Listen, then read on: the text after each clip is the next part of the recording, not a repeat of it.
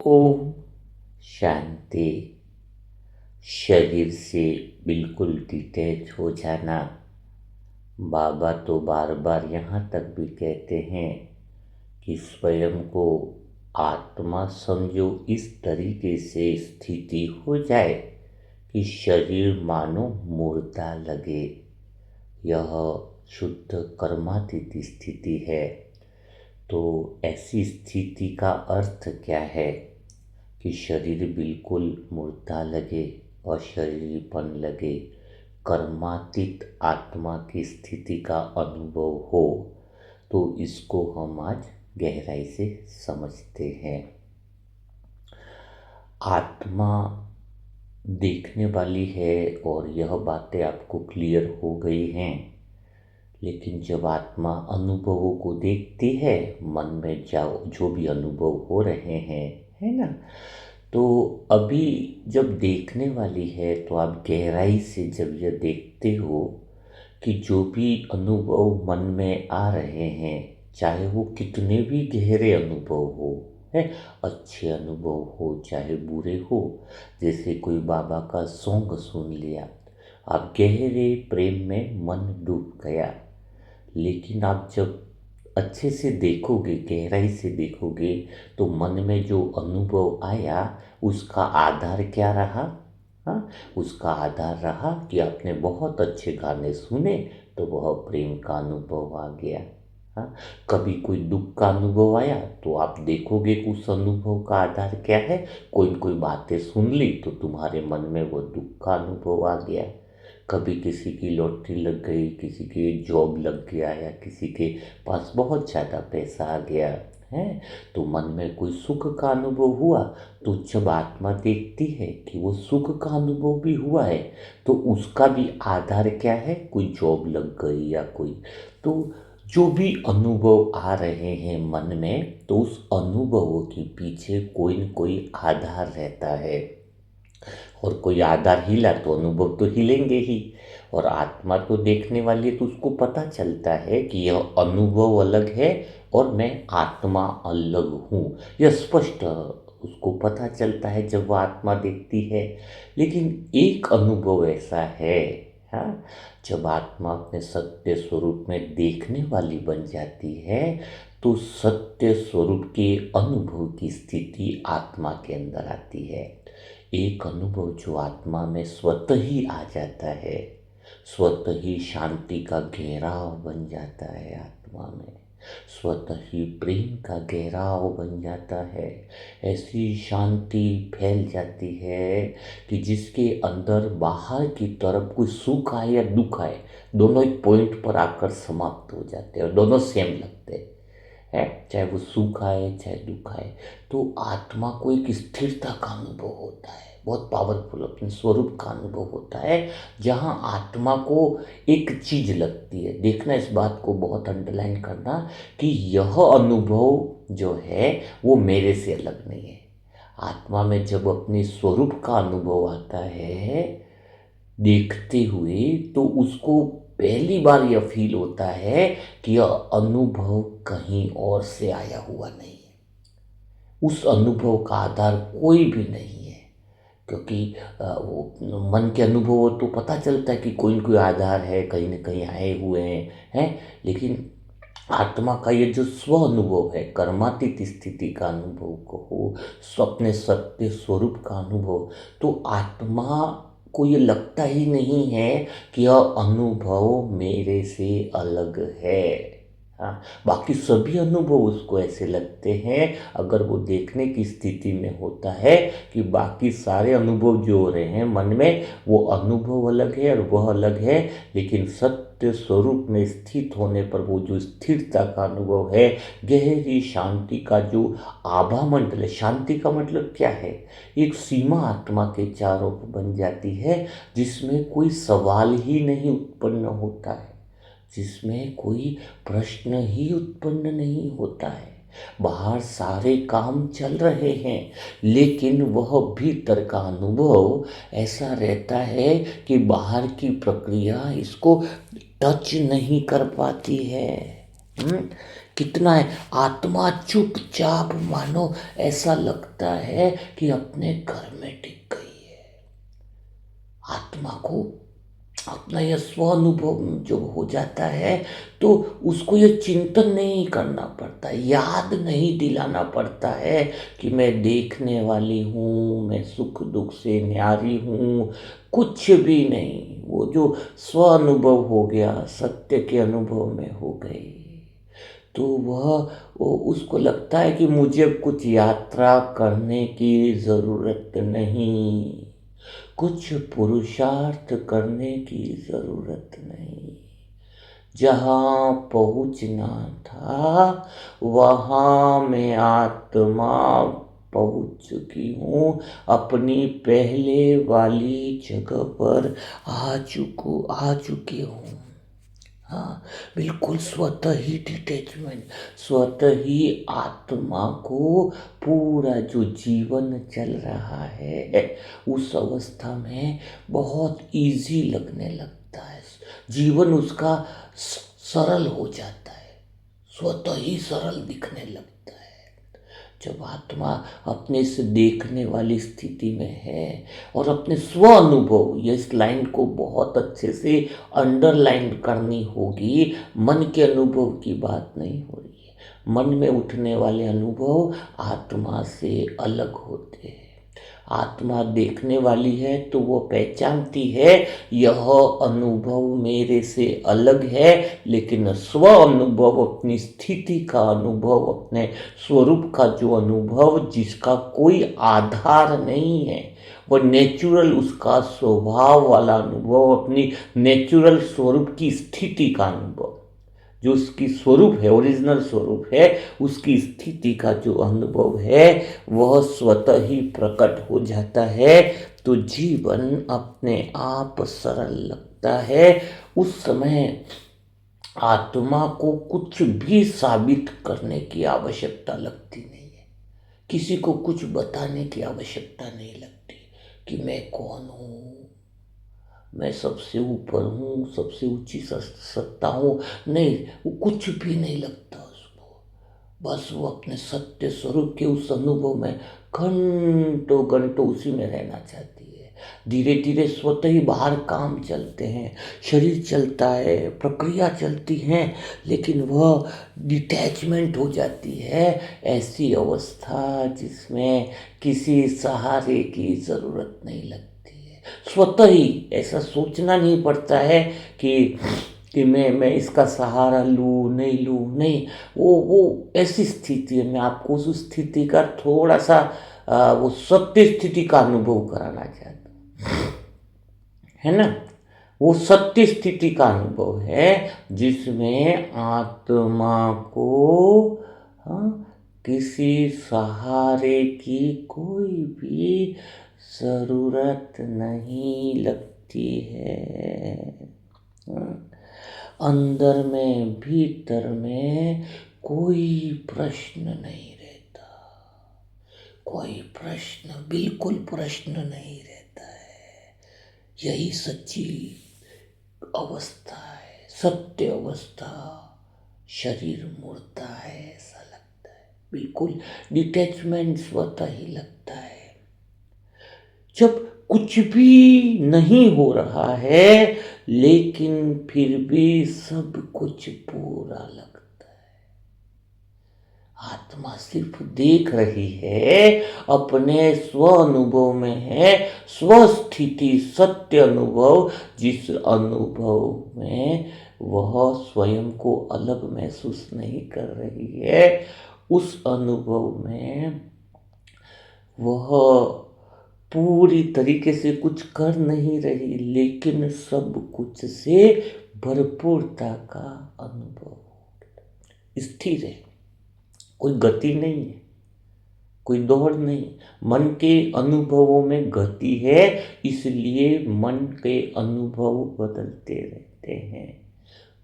आज ये हुआ, एक अनुभवों की सीमा वाला अनुभव है वो, है यह आत्मा के स्वरूप का जो अनुभव है, स्थायी अनुभव, जो आत्मा की स्थिरता को बाहर दिखाता है।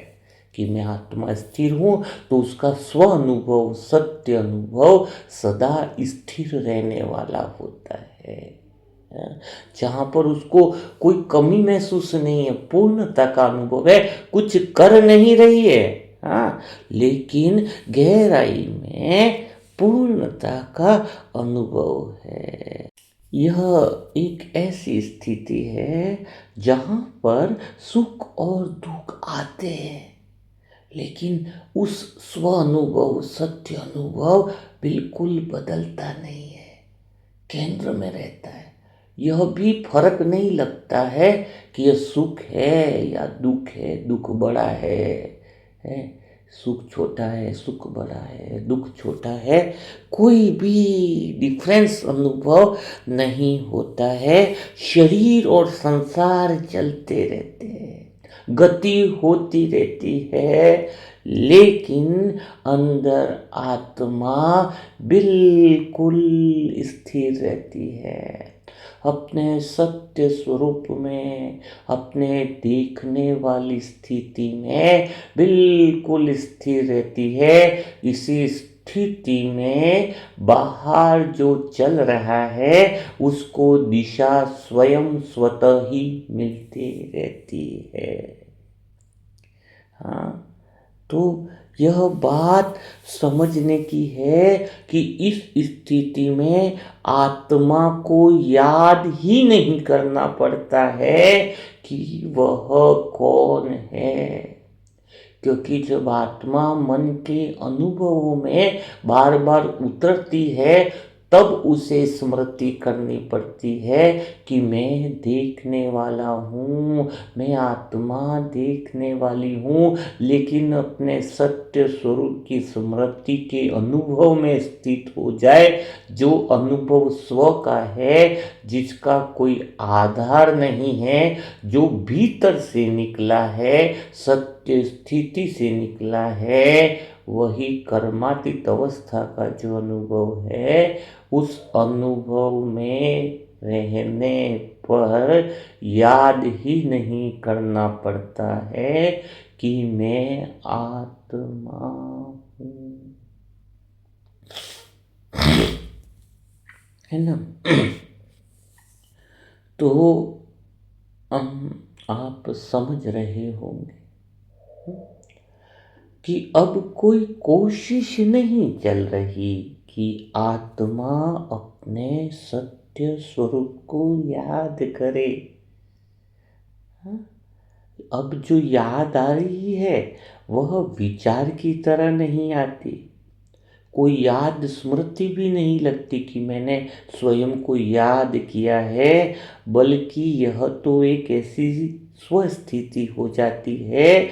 अचानक आत्मा को अपने सत्य स्वरूप जब अनुभव हो जाता है कि वह जो है वो सब कुछ है, भीतर यह कहना नहीं पड़ता है कि मैं सुख दुख से परे हूँ, फिर भी सुख दुख का असर नहीं पड़ेगा, अंदर से याद नहीं दिलाना पड़ेगा आत्मा को कि मैं आत्मा सुख दुख से परे हूँ। स्वतः ही सुख और दुख का कोई भी असर उस आत्मा पर नहीं पड़ेगा। जैसे ब्रह्मा बाबा की स्थिति होती जा रही थी ना, कोई बहुत बड़ी लॉटरी लग गई, बड़े बड़े सुख के सेवाएं आ गई, तो भी उनको कोई फर्क नहीं। कोई आत्मा इतना ज्ञान लेने पर छोड़ के चली गई तो भी कोई फर्क नहीं। मतलब वो ऐसे उनको उनको याद नहीं करना पड़ता कि मैं आत्मा हूँ और सुख दुख से न्यारी हूँ, याद नहीं करना पड़ता। कर्मातीत अवस्था के अंदर अपने सत्य अनुभव के ऑटोमेटिकली सुख दुख का कोई असर ही नहीं पड़ता है। जैसे ही सुख उस आत्मा के स्व अनुभव के घेरे में आता है तो वह सुख और दुख एक ही दूरी पर आकर रुक जाते हैं। स्व अनुभव की ऊर्जा इतनी पावरफुल होती है कि उसे टच नहीं कर पाते हैं। इस स्थिति में आत्मा को यह साबित ही भी नहीं करना पड़ता है कि वह जन्म से पहले भी थी और मृत्यु के बाद भी रहेगी। तो यह अनुभूति स्वयं ही अंदर से होने लगती है कि वह अनादि है। और जैसे ही अनादि है, उस स्वस्थिति का अनुभव अंदर से आता है, कोई आधार नहीं, सत्य से निकला हुआ अनुभव। मन के अनुभव कल्पनाओं वाले होते हैं, देह के होते हैं, देह के संबंधों के होते हैं, ऑब्जेक्ट वस्तुओं से निकले हुए होते हैं। लेकिन जब भीतर में आत्मा के सत्य का अनुभव निकलता है, तो उसे समय की सीमा भी नहीं पकड़ती है। समय भी मानो रुक सा जाता है, समय का प्रभाव भी नहीं पड़ता है, मानो वह आत्मा समय की मालिक बन गई हो।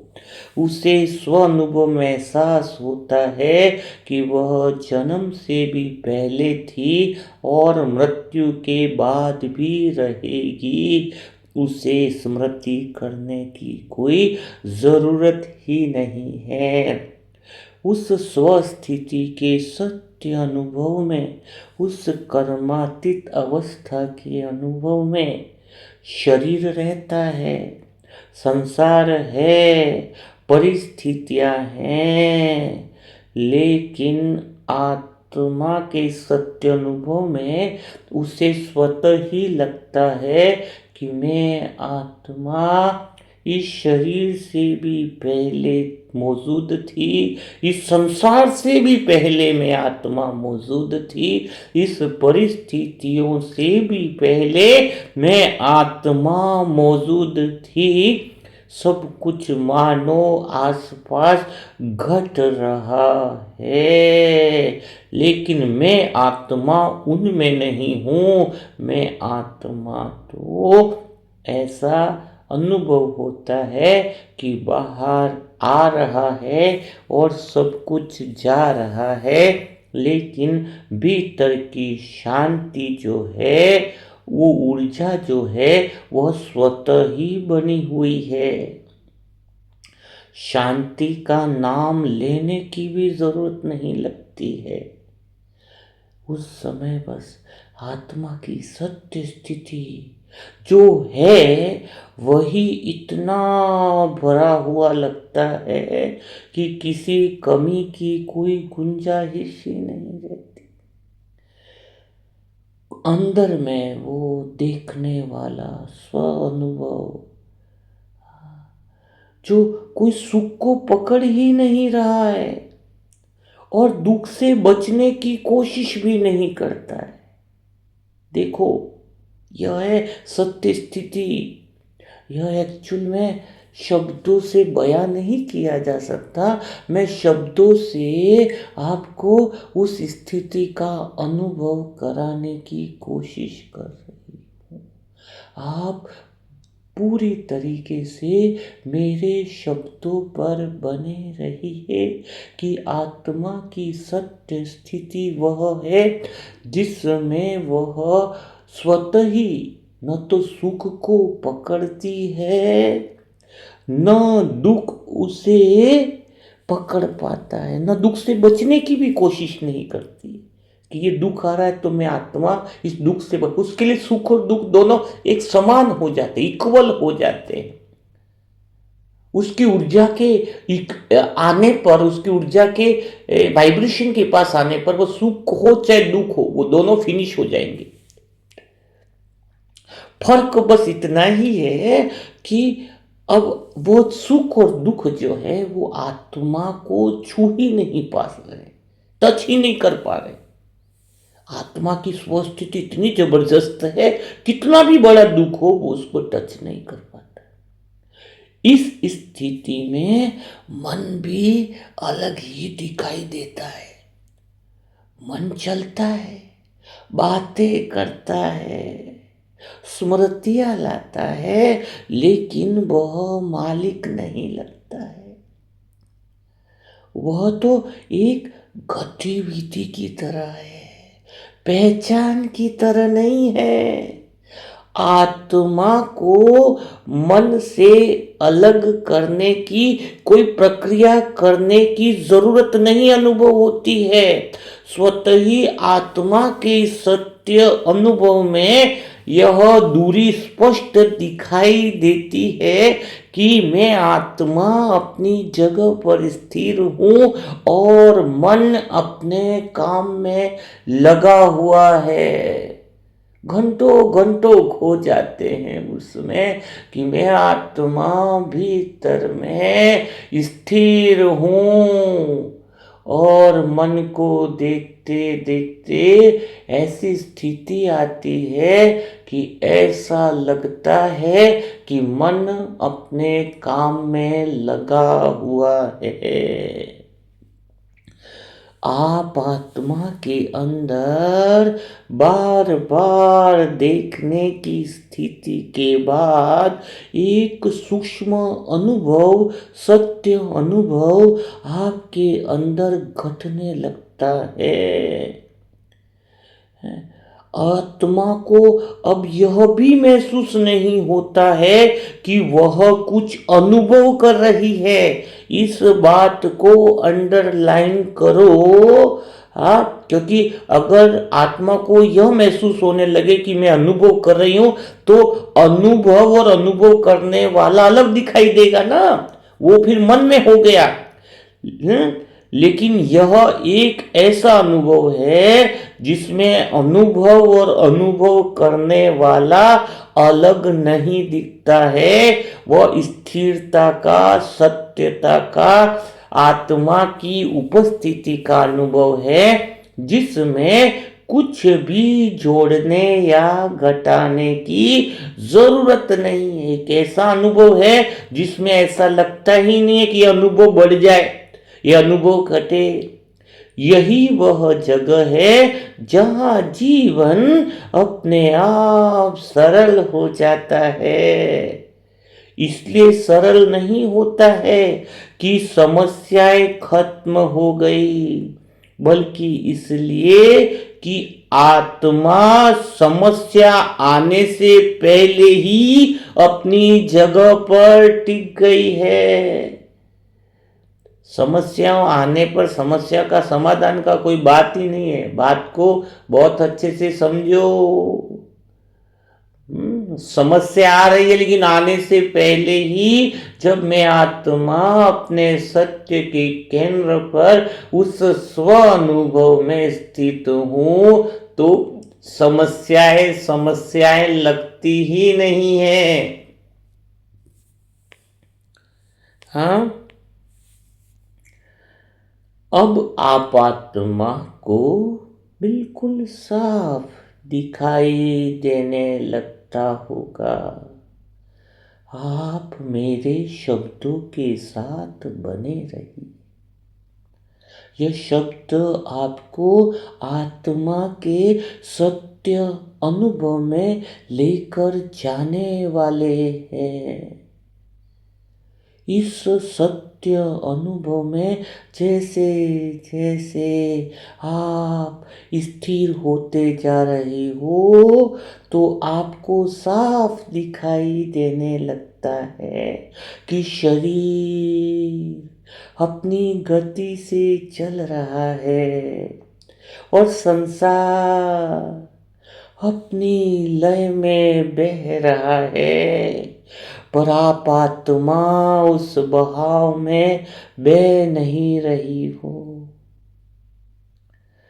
चलना, बोलना, काम करना, निर्णय लेना, सब कुछ वैसे ही हो रहा है जैसे पहले होता था। पर अब आप आत्मा भीतर से किसी को पकड़ कर रखने की आदत नहीं हो रही है। शरीर थकता है, आराम चाह रहा है, कभी हल्का लगता, कभी भारी लगता है। यह सब खाली आपके द्वारा देखा जा रहा है। जैसे मौसम देखा जाता है ना, तो न शरीर से दूरी बनाई जा रही है, न अब आप आत्मा उसमें डूबी जा रही हो। बस शरीर अपना काम करता है और आप आत्मा अपनी जगह पर स्थिर रहती हो। संसार भी चलता है, लोग आते हैं जाते हैं, परिस्थितियां बदलती हैं, कभी अनुकूल कभी प्रतिकूल। पहले इन बदलावों के साथ आप अंदर से कुछ बदलाव ले आते थे, अब यह बदलाव बाहर ही रह जाते हैं। आप आत्मा ने किसी ऊंचाई पर जैसे बैठकर सब देखना शुरू कर दिया है, ऊपर जाने की कोशिश के बिना, क्योंकि यह ऊंचाई चेतना की वह ऊंचाई है जो कोई जगह नहीं है। यह तो आपके देखने की स्पष्टता है कि जो कुछ भी संसार में बदल रहा है वह आप नहीं हो। इस स्थिति में सुख आता भी है तो वह भी बस आता है, अंदर कोई दावा नहीं करता है। दुख भी आता है तो सिर्फ आता है, लेकिन उसके साथ कोई कहानी नहीं बनती है। सुख और दुख दोनों आने के बीच में आत्मा एक जैसी रहती है। अर्थात आप आत्मा को इस स्थिति में इतना आनंद रहता है कि न तो उस बाहर के सुख को बढ़ाने की इच्छा उठती है, न बाहर कोई दुख आ जाए तो भागने की। दोनों को वही स्थान मिलता है जो गुजरती हुई चीजों को मिलता है। किसी को विशेष महत्व नहीं देते हो, न दुख को ज्यादा महत्व देते हो न सुख को ज्यादा महत्व देते हो, बस वह आपके लिए आज आने जाने वाली गुजरती हुई चीजों के बराबर है। तो आप आत्मा को यहाँ पर एक और बात साफ हो जाती होगी कि आत्मा को स्थिर रहने के लिए कुछ पकड़ना नहीं पड़ता है। कोई विचार को नहीं पकड़ना है आपको स्थिर रहने के लिए, किसी भावना को नहीं पकड़ना है, किसी पुरानी यादों को नहीं पकड़ना है। स्थिरता चीजों से नहीं आती है, आत्मा की स्थिरता अपने सत्य स्वरूप के प्रकट होने से आती है, देखने वाली स्थिति से आती है। आत्मा की स्थिरता तब आती है जब वह बाहर की चीजों की पकड़ ढीली कर देता है। पकड़ ढीली पड़ना कोई मेहनत नहीं है, यह तब होता है जब आत्मा अपने देखने वाली जगह पर जो स्थिति है उसको पहचान लेती है, स्वस्थिति को पहचान लेती है। अब ऐसी आत्मा को समय भी अलग लगता है। घड़ी चलती है, दिन रात होते हैं, पर भीतर में समय का दबाव नहीं रहता है। जल्दी और देर का फर्क कम होने लगता है, जल्दबाजी में नहीं रहती ऐसी आत्माएं कि जो हो रहा है वही पूरा लगता है, अभी कुछ करना बाकी नहीं लगता। समय को दबाव किसका लगता है, समय समय की किसको टेंशन है, उसको हर समय जिस आत्मा को यह लगता है कि मैं अधूरी हूं, अभी मुझे कुछ करना है, मैं अधूरी हूं, कुछ करना है, मैं अधूरी हूं, कुछ करना है, उसको ही तो समय दबाव लाता है। आप तो अब आत्मा वह बन गई हो जिसमें हर सेकंड में तुम पूरी लगती हो। भविष्य की चिंता भी आती है तो वो भीतर में जड़ नहीं जमा पाती है, वह भी आपकी उस शांति की ऊर्जा में, वो गहरे आनंद की ऊर्जा में घुल जाती है।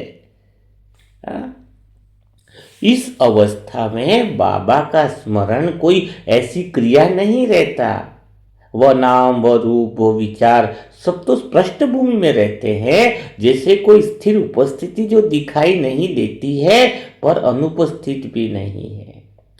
आत्मा परमात्मा के साथ कंबाइंड रूप का स्वतः ही अनुभव करती है। उस अनुभव में भगवान के खोने का डर ही नहीं रहता है कि मैं आत्मा हर समय याद करूं, ये भाव भी नहीं आता है। ऐसी सत्य अनुभव में भगवान कंबाइंड रूप में स्वतः ही अनुभव होता है, क्योंकि आत्मा का स्थिर रहना और बाहर की चीजें बहुत अच्छे से चलते रहना, यह स्वतः ही घटना घटित होती रहती है।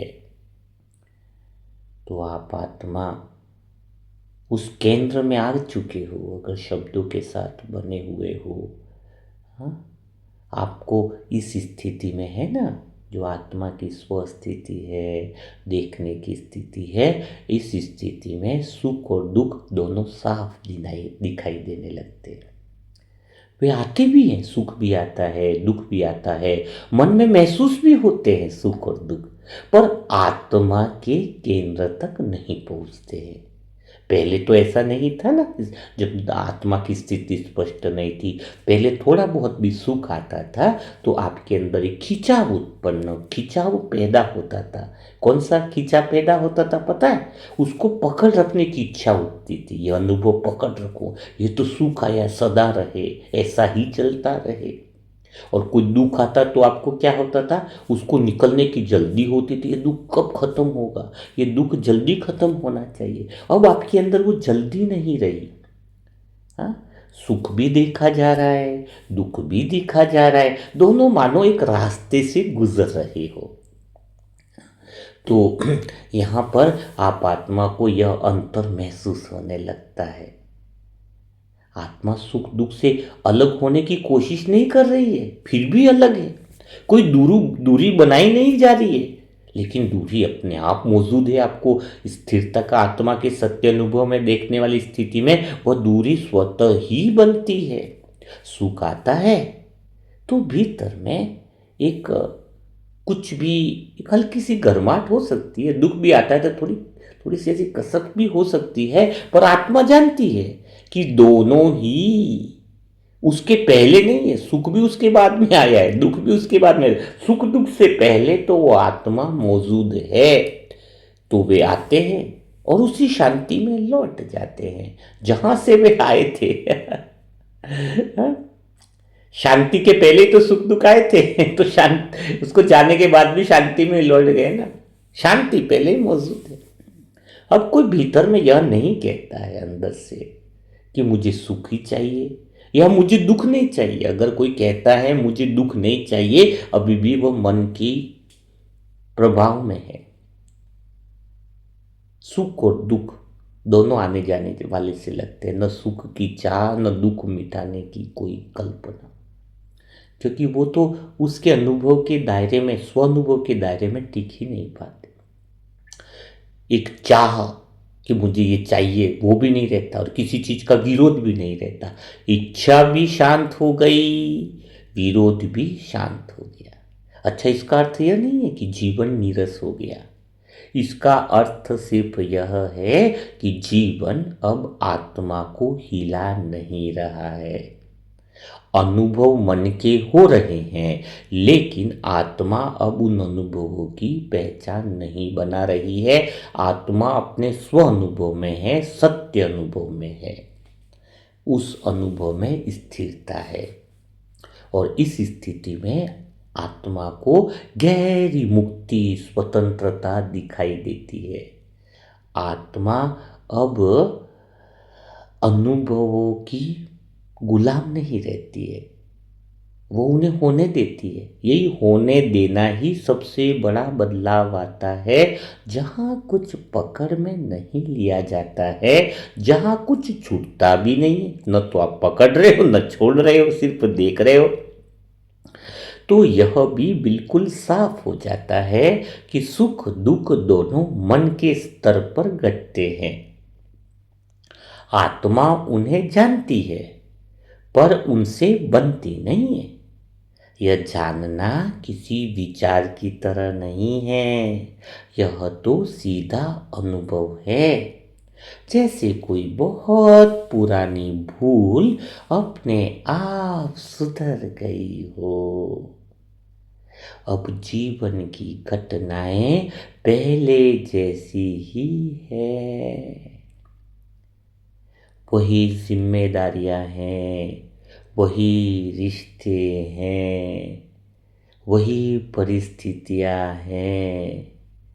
फर्क बस इतना है कि आत्मा अब उनसे अपनी पहचान नहीं बना रही है। जीवन की घटनाएं पहले जैसी है, वही जिम्मेदारियां हैं, वही रिश्ते हैं, वही परिस्थितियां हैं। फर्क बस कितना है कि आत्मा अब उनसे अपनी पहचान नहीं बना रही।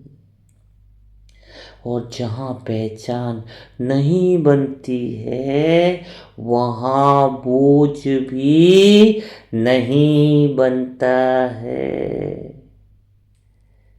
कितनी अच्छी बात है, जहाँ पहचान नहीं बनती है वहाँ बोझ भी नहीं बनता है। जब कुछ भी न हो रहा हो फिर भी अंदर सब कुछ पूरा लगने लगता है।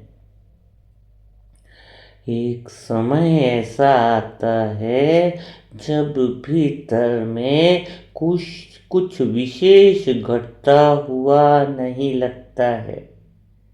न आपके अंदर कोई ऊंची अनुभूति है, न कोई गहराई की लहर है, न कोई विशेष शांति का अनुभव। बाहर की तरफ भीतर में सब साधारण लगता होगा। हाँ, मन कहता होगा शायद कुछ कम हो गया होगा, लेकिन ये मन की बातें हैं कि कुछ ऊंचा अनुभव नहीं, कुछ ये वो। लेकिन अब आत्मा उस मन की आवाज के पीछे नहीं जाती है। आत्मा वही ठहरी रहती है जहाँ पर मन की कमी और पूर्णता दोनों को देखा जा सकता है। तब आत्मा की स्व ऊर्जा, शांति की, प्रेम की, आनंद की ऊर्जा प्रकट होने लगती है और आत्मा सदा ही भरपूरता का ही अनुभव करती है। यह भावना ही नहीं आती है कि आगे कुछ पाना है, और यह चीज भी नहीं आती है कि पीछे कुछ छूट गया है। इस लाइन को समझना होगा। आत्मा की स्वस्थिति के अनुभव में क्या लगता है कि उसकी भावना ही नहीं उत्पन्न होती है कि आगे कुछ मुझे पाना है, या फिर उसको ऐसा भी नहीं लगता है कि पीछे कुछ छूट गया है, क्योंकि समय अपने आप ढीला पड़ जाता है। मिनट और घंटे चल रहे होते हैं, लेकिन भीतर में ऐसा लगेगा कि आपकी दौड़ नहीं रही। जो हो रहा है वह पर्याप्त लगता है। यही संतुष्टता की चमक चेहरे पर दिखने लगती है। यह पर्याप्तता कोई विशेष बात से नहीं आती है। हाँ, यह तो आपके सत्य अनुभव और स्व अनुभव से आती है। यह मन कभी कभी पूछता है कि अब आगे क्या। हाँ, लेकिन अब ये सवाल भी उसी शांति में टिक जाता है। उत्तर खोजने की जरूरत नहीं लगती है आत्मा के स्व अनुभव में।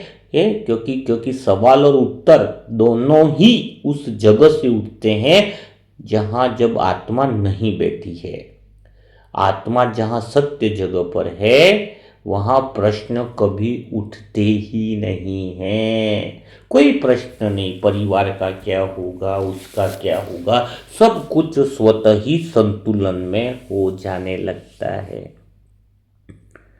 हाँ, इस स्थिति में ध्यान खींचने वाली चीजें भी आती है। कोई आवाज आती, कोई दृश्य आता, कोई स्मृति आती है। वे आते हैं, दिखते हैं और चले जाते हैं। पहले ऐसी चीजें आपके भीतर में हलचल पैदा करती थी। अब आपको सिर्फ ऐसा लगेगा कि चीजें आई है, कोई आवाज आई, कोई दृश्य आया, कोई स्मृति आई, बस ऐसा लगता है कि जैसे गुजर गई हो।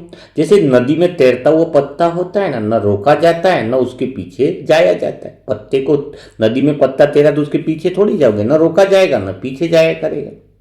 तो ये खालीपन नहीं है, इसमें शून्यता का डर नहीं है, इसमें उदासी भी नहीं है। यह वो सादगी है जिसमें आपको लगेगा कि मैं आत्मा पूर्ण हूं, जिसमें कुछ भी जोड़ने की जरूरत नहीं लगती है।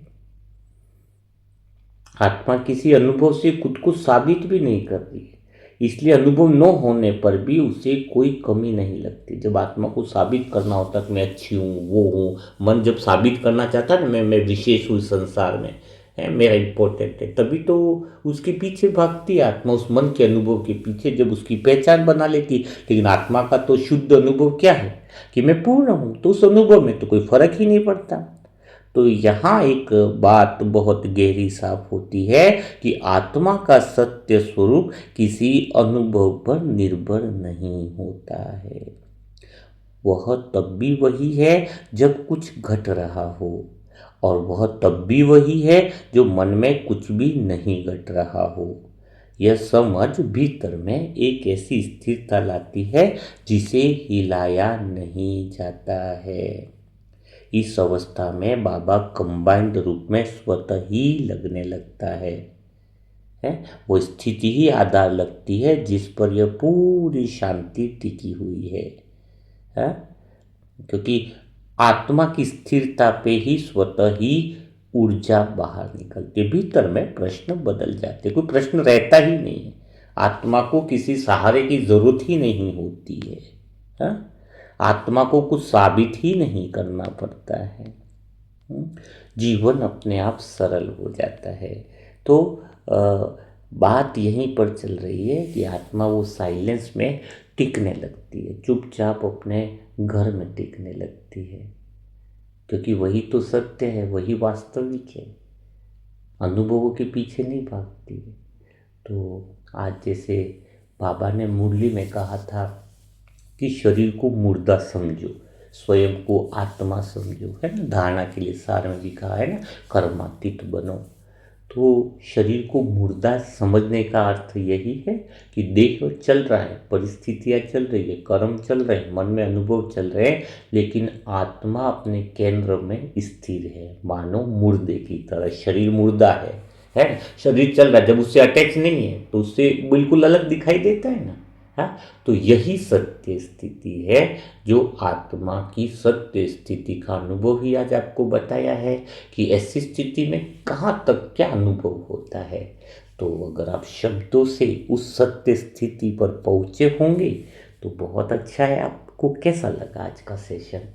क्या आप क्योंकि यह बार बार सुनना होगा, यह गहराई में पर यह पढ़ते पढ़ते अनुभव में ले जाने वाली बातें, सुनते सुनते आपको वहाँ पर ले जाने, वहाँ पर पहुँचाना है। मुरली मंथन का अर्थ यह होता है कि आप आत्मा को उस जगह पर पहुँचाया जाए जहाँ कहीं यात्रा करना बाकी न रहे, जहाँ कोई पुरुषार्थ करने की ज़रूरत न पड़े। आप आत्मा को उस स्थिति पर पहुँचाने की इच्छा रहती है जहाँ सुख और दुख आपको टच नहीं कर सके।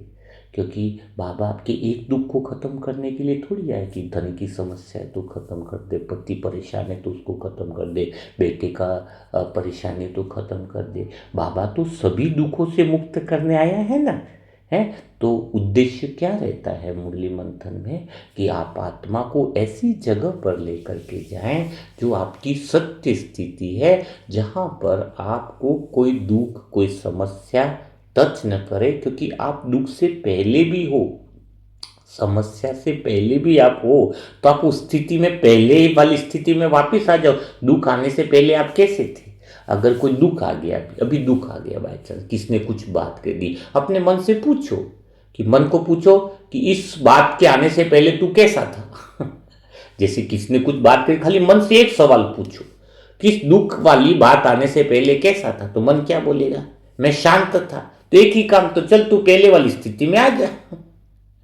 कोई भी बात हो उसको पूछो, तू उससे पहले क्या था? तो उससे पहले क्या था? वो पहले पहले में आत्मा भी अपने सत्य स्वरूप में आती है और मन भी उस स्थिति में आ जाए।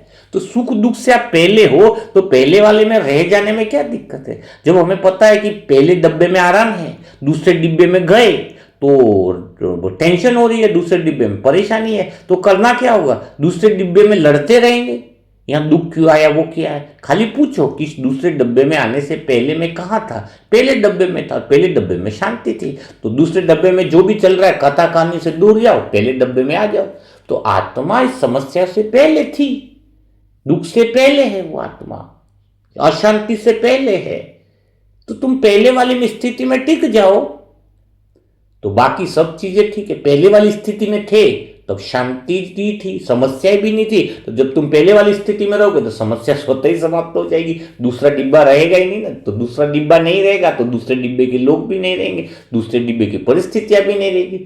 तुम उसी में रह करके लड़ना चाहते तो फिर तो इसका कोई अंत ही नहीं है। तो बात है दूसरे डब्बे से पहले वाले डिब्बे में आने की, वही प्रयास किया गया है। तो आज का यह मुरली मंथन का अनुभव आपको कैसा लगा है तो वो ज़रूर बताइएगा, ताकि आपको वही लहजे में कोशिश ये रहती है।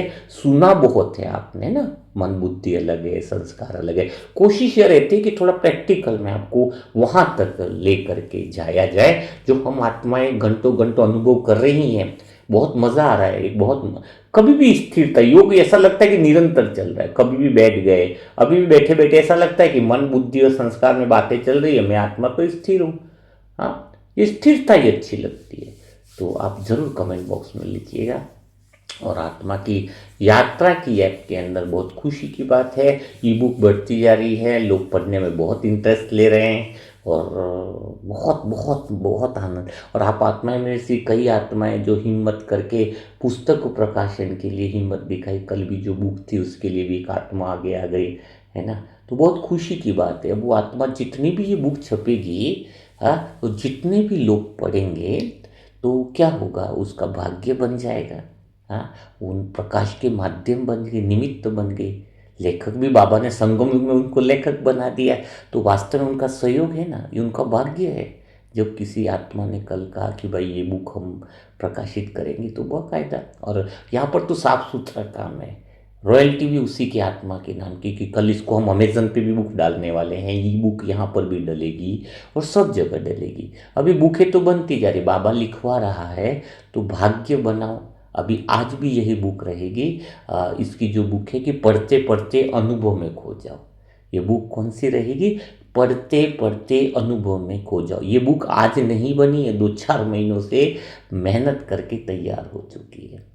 तो कल की बुक के लिए तो एक प्रकाशन वाले मिल गए। नहीं तो क्या है, देखो लेखक का नाम वह रखे जो उस बुक का खर्चा उठा सके। रीज़न देखो, स्पष्टता से बात है, व्यवहारिक प्रश्न है। मैं आत्मा या तो कोई सारी चीज़ों का तो उठा ही नहीं पाऊंगी, मेरे पास तो क्या होगा, कुछ भी नहीं है। हम लोगों के पास तो ज्ञान है बाबा का जो पहुँचा रहे हैं।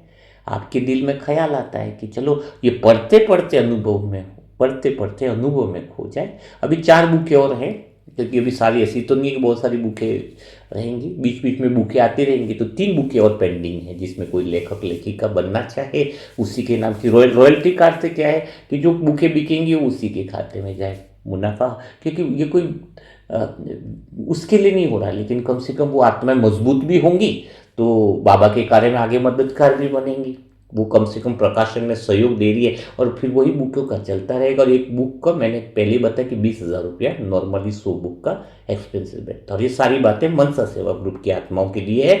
नई आत्माएं जो पहली बार मुरली मंथन सुन रहे हैं, इस बातों को इग्नोर करें, है ना। तो पढ़ते पढ़ते अनुभव में खो जाए, है ना। तो उस गहरे योग में, और कल वाली बुक के तो एडवांस लेखक लेखिका तो क्या बोले, उसके एडवांस ऑर्डर भी बुक हो रहा है, क्योंकि बुक बहुत अच्छी लगी ना। भगवान का, भगवान है या नहीं है, वो कितना कंसेप्ट क्लियर उसमें बारीकी से बताया गया है। और ये पढ़ते पढ़ते अनुभव में खो जाए, वो करीबन 300 पेज की बुक है। और वो खो जाएंगे इसको पढ़ते पढ़ते। जैसे अगर अभी आपको लग रहा हुआ तो आप इस तरीके से, कुछ बुकें और बची हैं उसमें अगर आपका दिल कर रहा होगा तो 4-5 बुकें हैं, तो उसमें आप अपना पूर्णतः एक संगम युग में मेरी एक बुक मेरे नाम से बाबा निमित्त बनाए, तो वो प्रकाश में आपकी प्रजा भी बनेगी और आपके हिसाब की। क्योंकि उस बुक को पढ़ने से अगर कोई आत्माएं के अंदर बदलाव आता है तो कितना बड़ा भाग्य और कितनी बड़ी सेवा आपको मौका देता है। तो वो आप व्हाट्सएप पर मैसेज कर सकते हैं। कल तो एक आत्मा ने करवा दिया, कल की जो बुक थी कि उन्होंने मैसेज आया कि हम करवा लेंगे इसका, तो उनका लेखक का नाम भी हमने रॉयल्टी के लिए वो इसको रिजर्व करवाना पड़ता, आगे परमिशन लेनी पड़ती, वो भेज दिया है जो। तो अभी देखेंगे कैसा है ना। तो आज भी आप देख सकते हो कि पढ़ते पढ़ते अनुभव में खो जाओ। इस बुक के लिए भी किसी का मन अगर कर रहा हो, अंतर मन से दिल से चाहता हो कि ये बुक का प्रकाशन मैं कराऊं, तो उसी के नाम की रॉयल्टी भी रहेगी और लेखक और लेखिका का, उसी आत्मा का, निमित्त आत्मा का नाम भी रहेगा। तो कल फिर हम मुलाकात करेंगे ऐसे दिल छू जाने वाले नए मुरली मंथन के अनुभव के साथ। और कोई आत्मा पुरुषार्थ के बढ़ाने वाले ग्रुप के साथ शामिल होना चाहती है तो उसके लिए मोबाइल नंबर है 7202921969। इस पर ओम शांति लिखें, अपना नाम लिखे, सेंटर का एड्रेस लिखे, तो उसको पुरुषार्थ बढ़ाने वाले ग्रुप में शामिल कर लिया जाएगा। तो कल मिलते हैं नए अनुभवों के साथ। तब तक के लिए ओम शांति, ओम शांति, ओम शांति।